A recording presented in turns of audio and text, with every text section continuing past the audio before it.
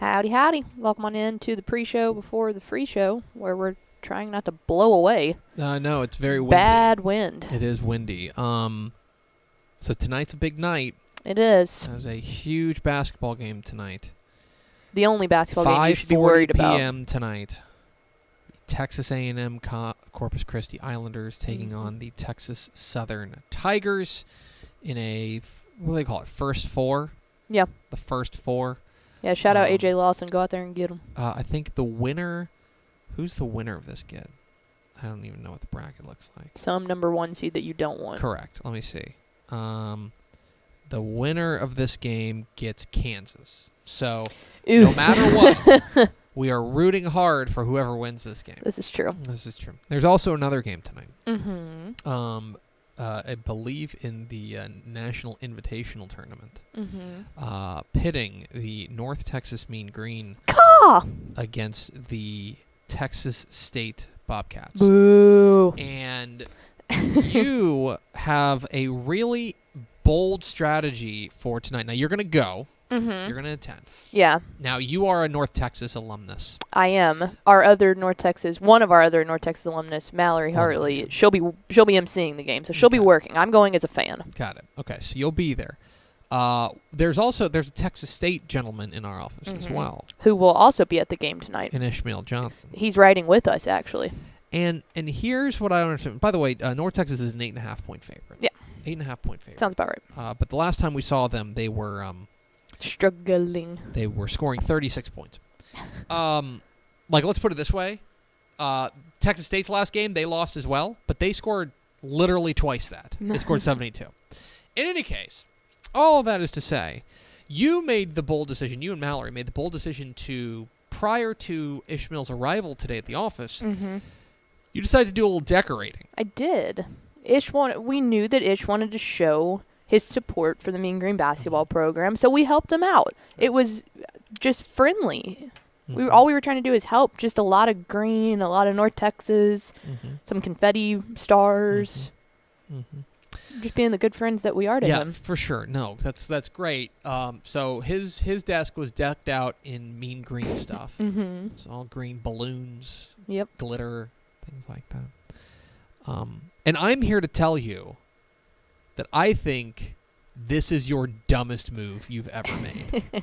This is a supremely dumb move by you.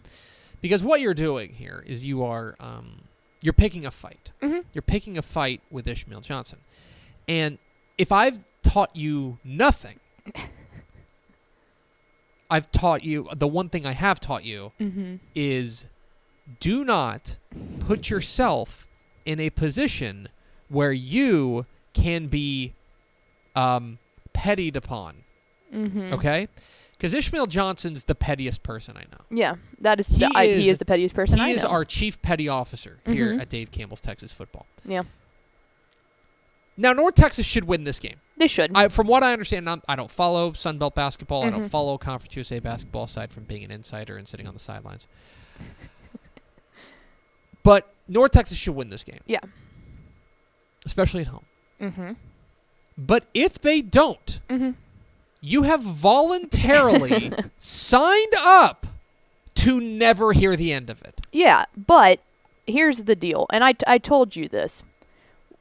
It has already been decided that if North Texas loses this game, I will never hear the end of it regardless. So if that's going to be the case, we might as well get to have our fun with it. Like, we might as well... I just don't agree. Yeah, no, I would rather, because if I'm not going to hear the end of it anyway, I might as well enjoy the process of getting there. And, if North Texas was to somehow lose this game tonight, at least I know that for the whole first part of the day, I had a lot of fun today. I just don't. I think that that's just not the way that I roll. Because what is life without a little risk to it? I am not a trash talker. I'm not. I'm typically not either, because it always comes back to bite me in the butt. I am not a trash talker because I've been burned too many times, and I don't. And sports exists to make me miserable, and I just don't know why you'd poke this bear. This is a very, very dangerous move by you. And I just want it noted for the record that I had nothing to do with it. Well, that's fair. I don't catch any strays. This is me saying, "Caw!" Like they better go out there and not lose this game. Yeah. I'm confident in the Mean Green. That makes one of us. Okay, because I'll be honest, I've watched one Mean Green game this year. Yeah. And they scored 36 points. Yeah. No, that ain't happening again tonight. I guess we'll see. That ain't happening again tonight. Hit the theme expo. Pickle! Hit the air sign.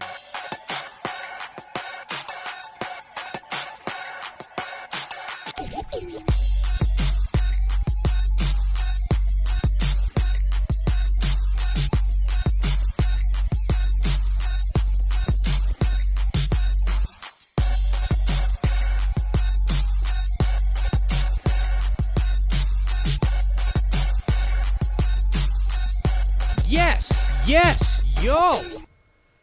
From the Dave Campbell's Texas Football Mothership here in beautiful Lewisville, Texas, it's Texas Football Today, a show that, I don't know, there's cameras and microphones. I don't know. That is how we're here. Computer over there. It's live. Yeet. 12:02. My name's Greg Tepper. I'm the managing editor of Dave Campbell's Texas Football, a magazine, texasfootball.com, corresponding website. Thank you for spending part of your day with us. Whether you're watching us live, texasfootball.com, Facebook, YouTube, Twitch, Twitter, all the places, or you listen to us on the podcast, which you can subscribe to on the podcast vendor of your choice. Either way, thank you for doing your part to support your local, mediocre internet show. I am sitting over there at the helm today, making us sound good. She is the Duchess of the Dorks. She is Ashley Pickle. Howdy, friends. Hello. Hello. By friends, did you mean me? No. I meant friends, the people. And then there's you. You just happen to be here, too. You were very rude to me today.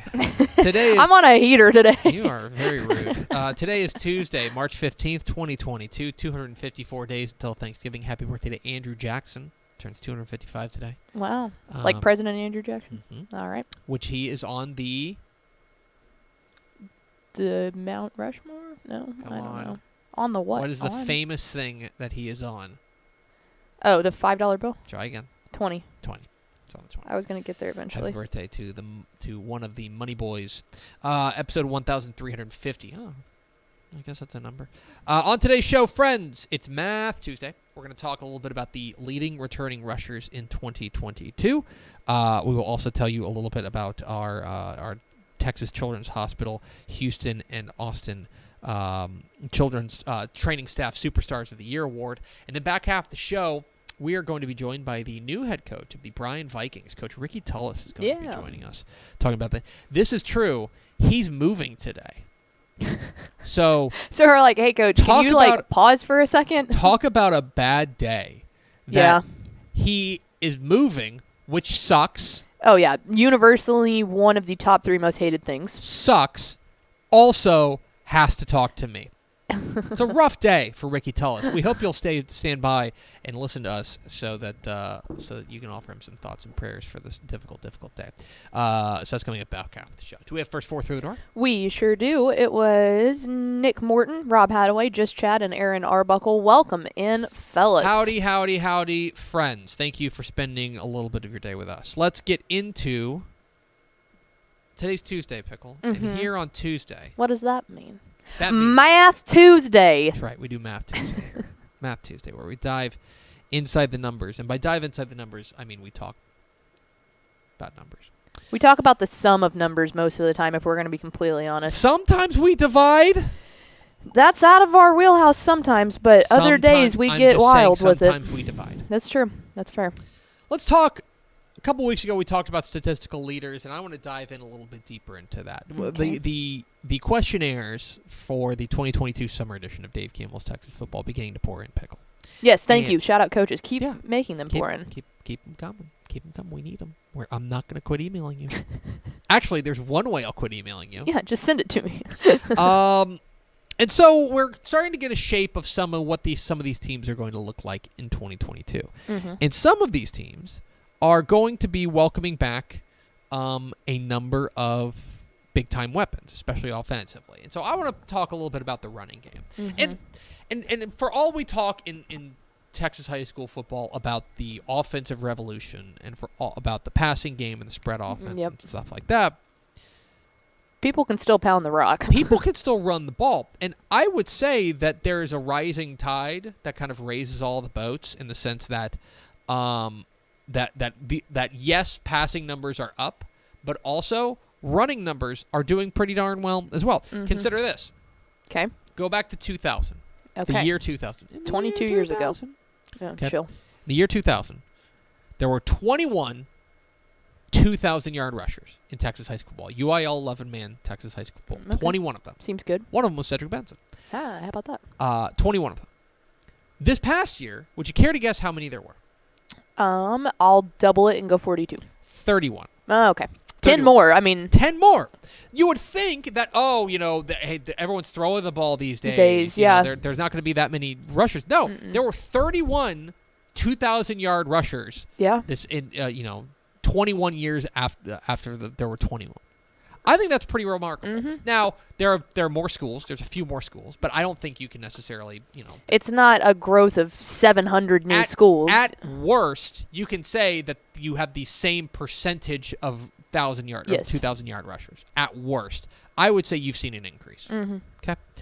But let's take a look at which running backs. Actually, I say running backs. I should say runners. Yeah.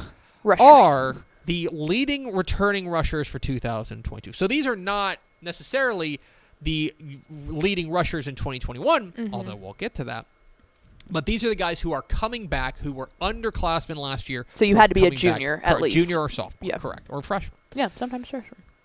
Of course, there is an instance here where this is the leading rusher in Texas high school football. They're at the top. Reuben Owens, the running back from El Campo, was the state's leading rusher in 2020 in 2021.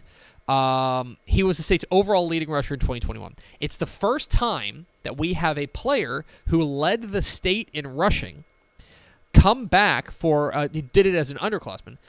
First time since 2018. That's when DeMarque Foster was the running back at Wichita Falls Hershey. He led the state in rushing in 2017, returned for senior season in 2018. So he is Reuben Owens is the top returning rusher in the state in 2022.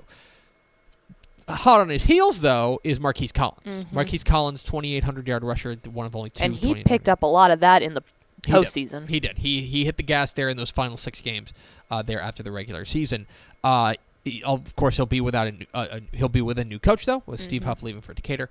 I think one of the underrated ones here is the guy who came in third, L.J. Martin, out in Cantillo. He was one of 5 running backs in the state of Texas last year who ran for 2,700 yards. 5 guys. 3 of them are on this list, Owens, Collins, but then L.J. Martin. I think he's one of the more underrated guys in the state. Dalton Brooks, I don't think it's necessarily surprised on this list, 2,600 yards there at Shiner. And he did that with Doug still getting a ton of carries, correct, too. Yes, kind of splitting carries there. And then Quentin Joyner at Manor. It was a 24, nearly got to 2,500 yards rushing. Got an opportunity to do big things for Manor. Seth Davis is the latest that they went out back in Katy and plucked off the running back tree. And then Killeen Harker Heights is Rashawn Sanford is next, 2,330 yards. He was a guy who really burst onto the scene last year. Had a real breakout junior season. Cedric Alexander, another guy who did big doings in the postseason, a 2,200-yard rusher from a year ago. The only non-running back on this list is the guy who's next, Hunter Long. He's the quarterback for Cisco. Now he runs more than he throws, but he does a little bit of both. They call it a dual threat. Correct. Yeah, exactly. But he is the 9th leading returning rusher in 2022. That's really impressive for a quarterback. Absolutely. Like, regardless of if you primarily run all the time, that's really impressive. Absolutely. And then Mackenzie McGill, another underrated guy there at Mount Vernon. They throw the ball around so much with Braden Bennett that I think he kind of flies under the radar. But he was a 2,100-yard rusher from a year ago. That rounds out the top 10. All told, there were 16 2,000-yard rushers in 2021 that are going to be back in 2022. Wow. The guys who didn't make the top 10, just outside the top 10, Owen Allen from South Lake Carroll, Paxton Hickson from Hancock from Centerville, Braylon Cosgrove from Aubrey, Noah Long from Liberty Hill, of course, that kind of slot T attack. Yeah. He was just a sophomore last year. And then Corey Stansel from Farwell, and then Dawson Pendergrass from Mineola. Those 6 guys are also 2,000-yard rushers who are coming back in 2022. So, look, I think that you see guys like, especially I think it's easy to project guys like Ruben Owens and Marquise Collins. Right? Dalton Brooks is probably going to see I mean, it'll be interesting to see how they balance his workload. Yeah. Because he's a guy who, without his brother, I wonder if they're traditionally, Coach Bedeker there has tried to find a stable of running backs. Mm-hmm. You have to imagine that he's not going to just go out there and give him 500 carries on the year. Well, a lot of times he doesn't need it because he takes them back 80 yards to the house on one possession and he's done. Doug really punched it in from 5 yards out most of the time. He was doing a lot of the short yards. Yeah. So you wonder how they're going to balance that out. But those are the guys who are the leading returning rushers in Texas high school football in 2022. It's an interesting list. I think a couple of guys who I think are under the radar, like L.J. Martin at Canutillo, Quentin Joyner at Manor. I'd even throw a guy like Rashawn Sanford at Harker Heights. Mm-hmm. And one of the things I think is interesting about Rashawn Sanford, I believe he only did it in 11 games. Oh, yeah, and I was going to say, like, even you talked about Owen Allen, he missed some games because of injury, so it's like, man. Exactly. L.J. Martin was, I think they went 2 rounds deep in the playoffs, right? You look at the top, El Campo, College Station, Shiner, Katy, LBJ, they all made pretty deep playoff runs. They had 16 games, right? Most of them. There are some other guys on this list who didn't get to make that deep run. So what do they do if they're able to play a few more games? Anyway, that's a look at the leading returning rushers in Texas high school football in 2022. There's a piece up on TexasFootball.com right now exploring more about this. I hope you'll go check that out. That's TexasFootball.com to check out the the top returning Texas high school football rushers in 2022. That's the name of the article. Math Tuesday continued. Here on Math Tuesday. That's like how you're reading like a textbook. They have like a footnote. Mm-hmm. That's the footnote. Yeah. Is the footnote to this section is to go to TexasFootball.com and read this article. We're Texas Football Today. We're here every weekday at noon on TexasFootball.com, talking football in the Lone Star State. You can follow us on Twitter at TCTF, like us on Facebook, Facebook.com/Dave Campbell's. Follow us on Instagram, Instagram.com/Dave Campbell's, and of course, see us at TexasFootball.com. Pickle. Dave Campbell's Texas Football and Texas Children's Hospital have teamed up to spotlight student training squads in the Houston and Austin areas. These talented and dedicated young folks are working hard behind the scenes to help their athletes to be the very best when the lights turn on. Each week, we focused on a different group of student training superstars in what will be an annual tradition. At the end of the season, each school was entered to compete for a Texas Children's Training Staff Superstars of the Year award, partnered with a $2,500 donation to their school's athletic training program. After more than 100,000 votes on TexasFootball.com, we are proud to announce the Texas Children's Training Staff Superstars of the Year and the recipient of the $2,500 grand prize to... Drumroll, please. And boom! Georgetown Eastview High School. Congratulations to the Eastview Patriots for being named as the Training Staff Superstars of the Year, presented by Texas Children's Hospital. Our Training Staff Superstars of the Year, Program of the Year, the Georgetown Eastview Patriots. Congratulations to them, and thanks for everybody to voting on TexasFootball.com. There for the Texas Children's Training Staff Superstars of the Year. They get a $2,500 donation to their school's athletic training program. Very well deserved. Pickle, let's go to the hotline, and let's talk to the new head coach of the Bryan Vikings. We're joined by Coach Ricky Tullos. Coach, how are you? How you doing, Greg? Good to hear from you guys. It's good to hear from you. Do I have this right? Are you moving today? We are. I'm actually driving as we speak. Got a U-Haul in front of us and ready to get everything situated. So we're in an interesting spot here because on one hand, you're moving to a job that I think that you're pretty excited about, but on the other hand, moving sucks. And so how do you balance that, those two things, which are very exciting, the new gig there at Bryan, and the fact that you're moving, which is objectively terrible? That's right. No, you're right on. We're super pumped about the journey and the move to Bryan. Just really fired up. And again, we get through today and tomorrow, we'll be good. We'll be good to go. Let me ask you a little bit about this move, because you had a pretty good gig, a pretty good thing going there at Pearland. Yep. It's a great job down there. It would have to be a pretty special position to be able to leave there to go take over this program. Bryan, what was it about this job there at Bryan that drew you to it, that has you excited to take it? Yeah, I think at the end of the day, and you're right on, George Ranch was really awesome. Pearland was really awesome, really did a lot of great things at both places. But I'll tell you, the opportunity for Bryan, I think it starts with the tradition that goes way back to the 90s. They've always had a rich tradition there. Like I said, it's been there a while. I remember in 15, our third round opponent was Bryan on our way to a state championship, and they actually had us down at halftime. And we were fortunate to come back and get the victory. But I walked off the field that night, and I thought, one, they're very talented. I really felt they played really hard. And I thought that night, I said, man, that place is got some potential there. I think the opportunity is very, very high. And I always felt that way. And then every time me and my wife and my family are up in the College Station, Bryan area, whether it's watching an A&M game or just the Lone Star Clinic, we always have a great time and enjoy the people we meet. So when the opportunity arose, I just think you put the opportunity, the tradition, the quality of living, all those things into one place, and I think that's Bryan, that's the Vikings, and it was too good to pass up, and we're like I said, super excited about the getting in there and getting that, trying to get that thing going. Yeah, one of the things you mentioned, tradition. This is a program that has had some pretty prominent coaches come through. I mean, you're taking over for a guy in Ross Rogers, who's the 27th winningest coach in Texas high school football history. There's another guy who's got his name on the stadium there in Merrill Green. Yep. So from your perspective as a guy, I know you view the big picture of Texas high school football. How special is it for you to be taking over a program that does have those types of namesakes in their history? It is. I mean, and there's not many. And when you look at the coaches from Coach Chris Will and Coach Green and Ross Rogers, I mean, they're just legendary type people, and super honored to be able to follow in their footsteps and hopefully do some great things that those guys were able to do and have established. Again, I think it just goes back to that tradition and opportunity to continue to build.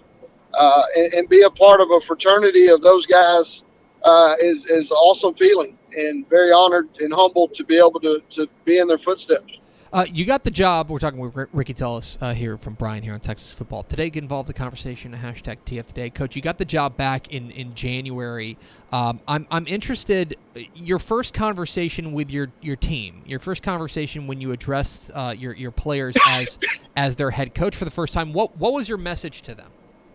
Well, I think it's kind of my philosophy of love and discipline our kids, and I told them from day one, I'm gonna love you just and discipline you, and try to make ourselves become better people 10 years from now. And I firmly believe, and that's kind of that's the formula. You get to be yourself, just as a father of my own too, and I get to go be myself with our kids, and that's genuinely love them, care about them, and also be able to help guide them and make good decisions. And I really believe when you do that, winning and losing takes care of itself. And we're going to run a program and try to do things right, and learn a little football along the way. And it's been a good formula for us, but I don't know another way to do it other than being myself and loving kids like no tomorrow.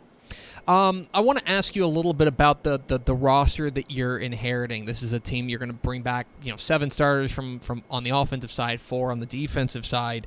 When you take a look overall at what you're inheriting, this group of kids that you're inheriting, what has you excited about this roster makeup? Yeah, I tell you, the length. When I first met our kids, I thought we had very good length. They were tall. there's a core of seniors coming back from quarterback Malcolm Goodwin that ended up hurting his leg, but he'll be back.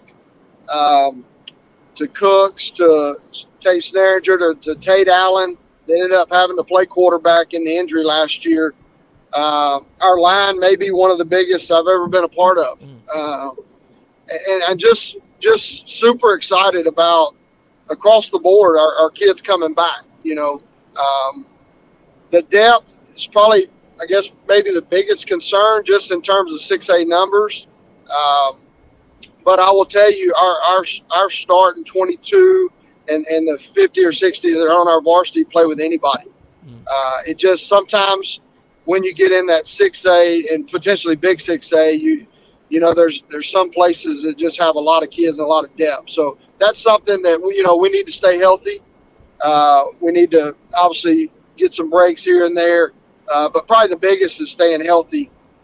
Anytime you're dealing with the depth may not be there. But our start in 22, I feel like play with anybody, and super excited about that group. And they've been awesome. The six weeks I've been there, they work hard, and they're super excited. You can feel the energy in the community, and the town, and the school. And I think everybody's ready to watch the Vikings on Friday nights. Something that may have flown under people's radar is you're filling out a staff there at Bryan, and one of the guys you brought in is Michael Waldy, who of course is the former head coach there at Gonzales. He had to swim through Luling, Dangerfield, a few other places.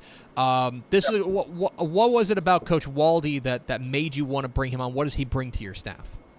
Yeah, me and Coach Waldy, we've known each other from probably 15 years ago, and he was actually, I was able to hire him as my first coordinator my first year at Pearland, and we averaged right at 50 points a game. And then I lost him to Gonzales.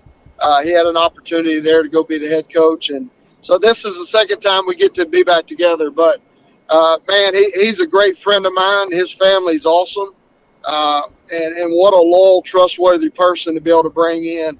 And the knowledge is next to none when it comes to offense. He's an offensive mastermind.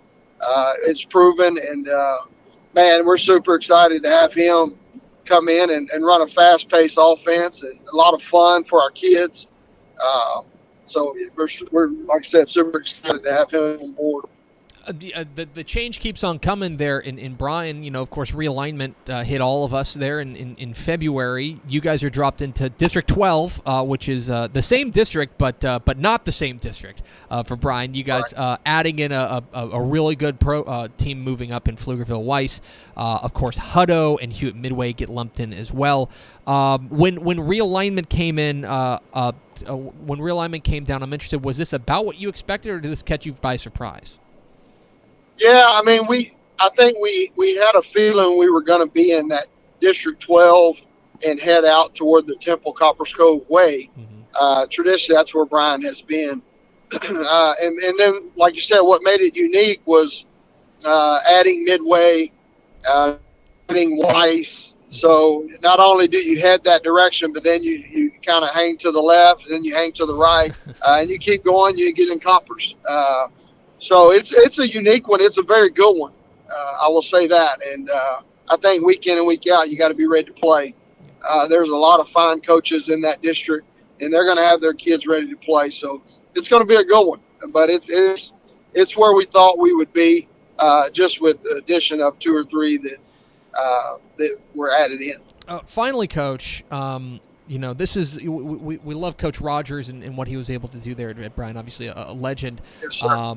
But now we need something from you as the head coach there in Bryan. We actually spent a decent amount of time in Bryan there for the Lone Star Clinic, of course, State 7-on-7 down there. Yep. Are you prepared to be the official food scout of Dave Campbell's Texas football there in that part of the world? Are you prepared to take on this responsibility?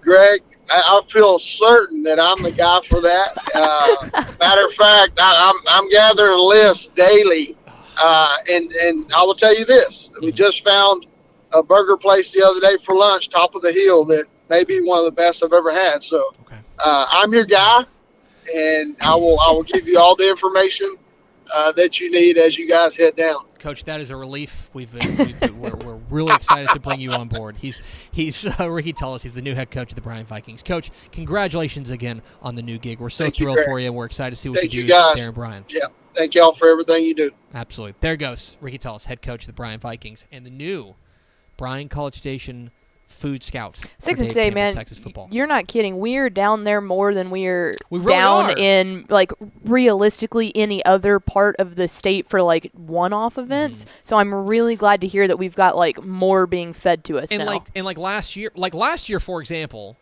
I would say in the last 12 months, we've been there 3 times. Yeah, because we also went down for the cover shoot. The cover shoot in 2021. Mm-hmm. We went down for State 7-on-7. And the coaching clinic. We went down for Lone Star Clinic. Mm-hmm. So we spend a lot of time in that part of the world. And we've talked about how, like, usually where we go to eat is downtown Bryan. Downtown Bryan. Yeah. Which is really cute, and it's a great area. So now... because we've got two spots now in downtown Bryan. We've got the 3rd on Main, and then our newest find of the German place, the Bavarian Brauhaus. Yeah, but this is the thing. You guys think? I know I look like an idiot. I know, but you guys think I'm just booking these? You guys think I'm just booking these guests willy nilly? No. We're having them sign up for stuff they never thought they'd sign up for. Exactly right. He's already got one gig. He's just accepted another one with Dave Campbell's Texas Football. It is an unpaid job. We'll call it an internship. I call it a volunteer opportunity. Yeah, that sounds great because then they can also get something out of it. You can mark down a little volunteer hours there. So exactly. Yeah. But that's a really good coach. He obviously led. He really kind of burst on the scene when he led George Ranch to that state championship, kind of in their infancy back in 2015. And now he's on the move again. He went to Pearland, did a pretty darn good job there at Pearland, and now he's off to Bryan, hoping to taking over for a program that is no stranger to winning. They had a 4-7 year last year. I think they're due for a nice bounce back. And Coach Tullos, look, he's 116-46 as a head coach. He's done a pretty darn good job everywhere he's been. Expect him to do the same there in Bryan. We appreciate his time while he's on the move. He's literally moving. Literally on the move. Exactly right. Let's go over to Ashley Pickle for America's second favorite segment. Final thoughts? Someone had asked if UNT and those are the same schools, if North Texas and Texas State are playing football in the future, and I do believe it came out that like 2026, 28, something like that. They've definitely played before, but it's been a while. Right. Let me see if I can find this. They have played before. You're listening to live coverage. North Texas. Yes. 2026. 26. Okay, I was North Texas goes to San Marcos. Yes. 2030. They come to Denton. They come to Denton. Okay. So 2030. That is 8 years from now. Yeah, 2020. You will be 18. I am not 10. That's going to do it for us. Thanks for spending a little bit of your day with us. Follow us on Twitter at DCTF. Like us on Facebook. Facebook.com/Dave Campbell's. Follow us on Instagram. Instagram.com/Dave Campbell's. And, of course, see us at TexasFootball.com. Thanks again to new Bryan head coach Ricky Tullos for being our guest. For Ashley Pickle, I'm Greg Tepper. Vince Young, please get your Player of the Year trophy. We'll see you tomorrow. Will Pickle be sad about North Texas basketball again? Call!